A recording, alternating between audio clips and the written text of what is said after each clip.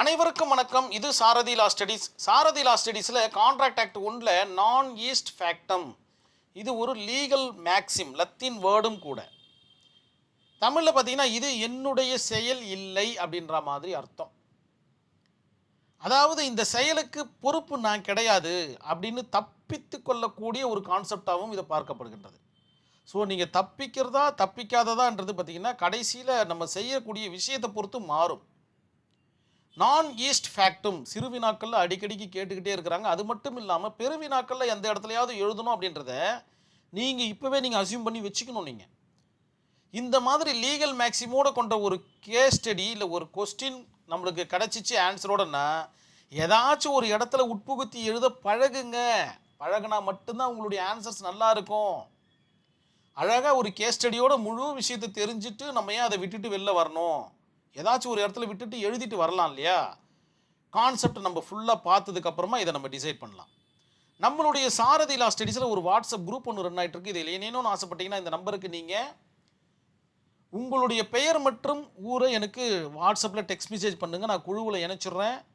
நேரடி பயிற்சி வகுப்புகளுக்கும் மற்றும் உங்களுடைய சந்தேகங்களை தீர்க்கும் வண்ணம் இந்த குரூப் இருக்கும்னு நான் நம்புகிறேன். நான் ஈஸ்ட் ஃபேக்டிம், இது ஒரு லத்தீன் வேர்டு மாதிரி இருக்குது, தெரிஞ்சு போச்சு. இது ஒரு லீகல் மேக்ஸிமம் கூட. இது திடீர்னு பார்த்தீங்கன்னா சிறுவினாக்களில் கேட்டுக்கிட்டே இருக்கிறாங்க. இந்த கொஸ்டின் கேட்டாங்கன்னா பெருவினாக்கள்லையும் உட்புகுத்தி எழுதக்கூடிய திறனை நீங்கள் வளர்த்துக்கணும்னு சொல்லிட்டேன். இந்த ஒரு 3 லைன் படிக்கும்போது எதனா தெரிய வருதான்னு பார்க்கலாம். நான் ஈஸ்ட் ஃபேக்டம் என்பது இது என் செயல் அல்ல என்கின்ற பாதுகாப்பு. நான் இதுக்கு எனக்கு சம்பந்தம் கிடையாதுங்க. I M A good man அப்படின்ற மாதிரி சொல்கிற மாதிரி. அடுத்தது என்ன சொல்கிறாங்கன்னு பார்த்தீங்கன்னா, இது வரைக்கும் ஒரு லைன் முடிஞ்சு போச்சு, நல்லா ஞாபகம் வச்சுக்கணும் நீங்கள். அடுத்த லைனில் என்ன சொல்கிறாங்கன்னா, புரியாமல் தவறாக வழிநடத்தப்பட்டு கையொப்பமிட்டால் அந்த ஒப்பந்தம் செல்லாது. அந்த நபருக்கு பார்த்தீங்கன்னா அந்த ஒப்பந்தத்தை படிக்கவே தெரியாது, அல்லது சொல்கிறத அவர் அண்டர்ஸ்டாண்ட் பண்ணிக்க மாட்டார், அல்லது தவறாக வழிநடத்தப்படுகிறார், மிஸ்டேக்காகவோ மிஸ்ரெப்ரசன்டேஷனாகவோ ஃப்ராடாகவோ, அந்த 5 விஷயம் இல்லை கோயர்சினாகவோ இத்துணை விஷயங்களில் பார்த்தீங்கன்னா அவர் தவறாக வழிநடத்த செல்லப்பட்டு அந்த கான்ட்ராக்டில் அவர் சைன் பண்ணுறாருன்னா அந்த கான்ட்ராக்ட் செல்லாது அப்படின்ற மாதிரி கான்செப்ட் சொல்கிறாங்க. நான் ஈஸ்ட் ஃபேக்டம். ஆனால் கவனக்குறைவால் நடந்தால் இது வராது. நெக்லிஜியன்ஸ் இருக்குது, அவர் சும்மா இப்போ நல்லா படிக்க தெரிஞ்சு ஒரு கொடுத்தவொன்னே சக்கு சக்குன்னு கையெழுத்த போட்டார் அப்படின்னா இந்த நான் ஈஸ்ட் ஃபேக்டும் வராது. இன்னும் கொஞ்சம் டெப்த்தாக உள்ள போனால் நம்மளுக்கு மிக அற்புதமாக புரிய வரும். இந்த ஒரு 4 லைனை படிக்கலாம். இது என் செயல் அல்ல அப்படின்ற மாதிரி ஒரு டாபிக் வந்துட்டு ஒரு நபர் தாம் கையெழுத்திட்ட ஆவணம் அதன் உண்மையான தன்மையை அறியாமல் முழுமையாக தவறாக நம்பி கையெழுத்திட்டால் அந்த ஒப்பந்தத்திலிருந்து அவர் விடுபடலாம் அப்படின்ற மாதிரி சொல்லப்படுது. ஒரு கையெழுத்திடுறாரு, அந்த ஒப்பந்தத்துடைய உண்மையான தன்மையை அவரு தெரிஞ்சு வச்சுக்கல. அப்படி பார்க்க போனால் இருக்கிற எல்லா ஹவுசிங் லோனையும் பார்த்தீங்கன்னா உண்மைத்தன்மை இல்லாமல் தான் இருக்கும். 8.4% ஆனுவல் இன்ட்ரெஸ்ட்னு சொல்லுவாங்க, திடீர்னு பார்த்தீங்கன்னா 11.4 சொல்லுவாங்க. கையெழுத்திட்டது 8.4க்கு, கட்டுறது பார்த்தீங்கன்னா 11.4க்கு, 3% கிட்டத்தட்ட இன்க்ரீஸ் ஆகி போச்சு. இன்க்ரீஸ் ஆச்சுன்னா உடனே ரிசர்வ் பேங்க் ஆஃப் இந்தியாவை கண்ணை காமிச்சிருவாங்க. ஸோ எனக்கு நடந்த பிரச்சனை இல்லை, என்னுடைய கிளைண்ட்டுக்கு நடந்த பிரச்சனையை நான் அந்த இடத்துல டிஸ்கஸ் பண்ணுறேன்.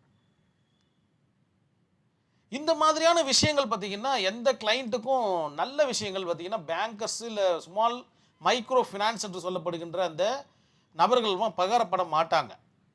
அவர்களுக்கு சாதகமாக இருக்குதுன்னா சொல்ல மாட்டாங்க, அவர்களுக்கு சாதகமாக இல்லைன்னா உடனே வீட்டுக்கான வந்துட்டு நோட்டீஸ் ஓட்டுறது, அவங்கள அசிங்கப்படுத்துறது, கத்துறது, இந்த மாதிரியான விஷயங்கள் இருக்கும்.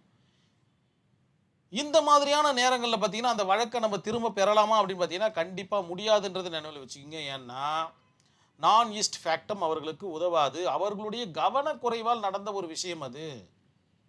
வீடு வாங்க வேண்டும் என்பது அவர்களுடைய இன்டென்ஷன். யாரும் எந்த பேங்கர்ஸும் நீ வீடு வாங்கன்னு சொல்லலை. வீடு வாங்க போகிறேன்னும் போது உங்களுக்கு ஒரு எண்ணம் வந்ததுக்கு அப்புறமா தான் நீங்கள் போகிறீங்க. அதற்கு பிறகு தான் பார்த்தீங்கன்னா பேங்கர்ஸ் உள்ள என்ட்ரி ஆகிறாங்க. பேங்கர்ஸோ அல்லது மைக்ரோ ஸ்மால் ஃபினான்ஸ் அப்படி சொல்லப்படுகின்ற நபர்களோ. மேக்ஸிமம் பேங்கர்ஸ் பார்த்தீங்கன்னா ஏமாற்ற மாட்டாங்க. இந்த ஸ்மால் மைக்ரோ ஃபினான்ஸ்னு சொல்கிறாங்க பார்த்தீங்கன்னா அவங்களாம் ஏமாற்றக்கூடிய நபர்கள். அவங்ககிட்டலாம் எந்த வித கொடுக்கல் வாங்கலாம் வச்சுக்காதீங்க, லோன் எடுக்காதீங்க அவங்கக்கிட்டலாம்.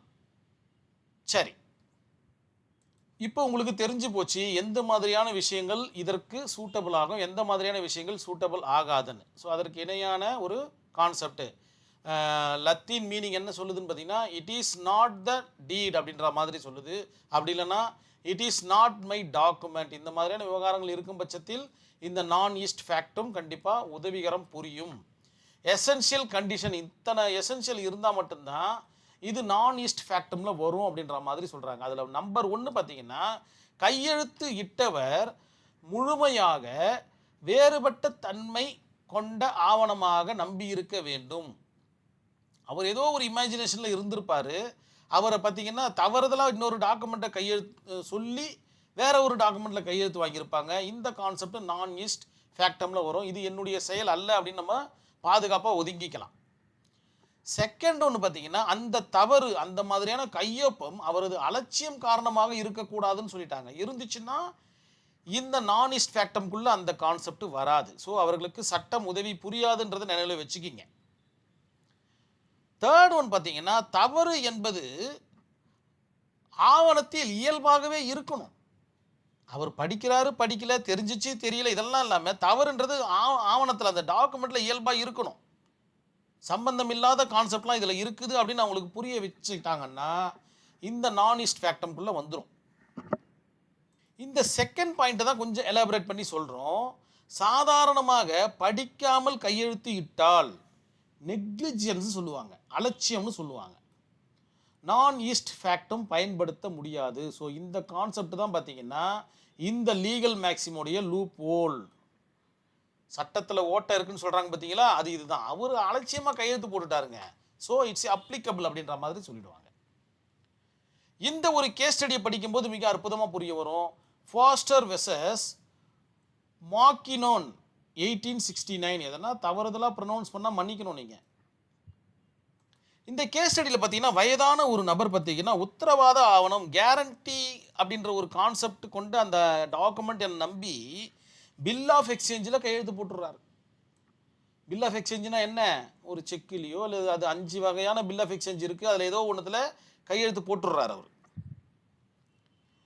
ஜட்ஜ்மெண்ட் என்ன வருது அப்படின்னு பார்த்தீங்கன்னா, ஆவணங்கள் தன்மையை பற்றி அடிப்படை தவறு இருந்தால் ஒப்பந்தம் செல்லாது அப்படின்ற மாதிரி சொல்கிறாங்க. ஏன்னா இவருக்கு பார்த்தீங்கன்னா கேரண்டி ஆஃப் கான்ட்ராக்டில் கையெழுத்து வாங்குறோன்னு சொல்லிட்டு பில் ஆஃப் எக்ஸ்சேஞ்சில் கையெழுத்து வாங்கிட்டாங்க. அதனால் அந்த மாதிரியான கான்செப்டில் ஆவணத்தின் அடிப்படை தன்மை குறித்து தவறாக நான் வழிநடத்தப்பட்டிருந்தால் நான் ஈஸ்ட் ஃபேக்டும் பொருந்தும் அப்படின்ற மாதிரி இந்த கேஸ் ஸ்டடியில் சொல்லிட்டாங்க. ஸோ அந்த பெரியவரை பார்த்தீங்கன்னா, அந்த வயதான நபரை பார்த்தீங்கன்னா தவறாக வழி நடத்திட்டீங்க, அதனால் அவர் பார்த்தீங்கன்னா வழக்கிட உரிமை உண்டு, வழக்கில் பரிகாரம் பெற உரிமை உண்டு அப்படின்ற மாதிரி ஒரு அற்புதமான ஒரு ஜட்ஜ்மெண்ட்டை ஆனரபிள் கோர்ட்டு கொடுத்துடுச்சு இந்த கேஸ் ஸ்டடியில். கண்டிப்பாக இந்த மாதிரியான லீகல் மேக்ஸிம்லாம் நீங்கள் நோட் பண்ணி வச்சுக்கணும். எந்த இடத்துல இதெல்லாம் பார்த்தீங்கன்னா நீங்கள் கோர்ட்டில் பார்த்தீங்கன்னா யூஸ் பண்ணிங்கன்னா உங்களுக்கு ஜட்ஜ்மெண்ட் கன்ஃபார்மாக உங்களுக்கு ஃபேவராக தான் வரும். ஏன்னா இந்த மாதிரியான வார்த்தைகளை தான் ஆனரபிள் ஜட்ஜஸ் பார்த்தீங்கன்னா எதிர்நோக்கிக்கிட்டு இருக்காங்க, யாரும் பேசுறது கிடையாது. அதுதான் மிக முக்கியமான ஒரு விஷயமும் கூட. கண்டிப்பாக நீங்கள் பேசுவீங்கன்ற நம்பிக்கையோட சாரதி லா ஸ்டடீஸ் இந்த காணொலியை கம்ப்ளீட் பண்ணுது. நன்றி, வணக்கம்.